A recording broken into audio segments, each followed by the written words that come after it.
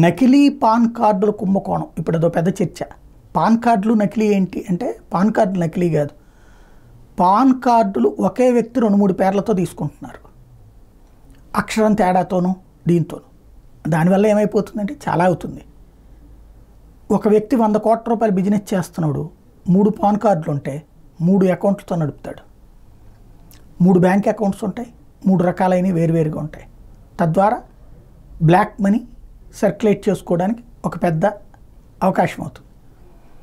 Aadhaar bank అనుసంధానం సందర్భంలో pan card compulsory కదా, అలా లింక్ చేసే దశలో అలా లింక్ చేయనటువంటి అకౌంట్ చూసినప్పుడు, అలాగే ఈ లెక్కలు తేల్చినప్పుడు బయటకు వచ్చినటువంటి అంశం, కౌంట్ అయినటువంటి అంశం, చర్చకు వచ్చినటువంటి అంశం.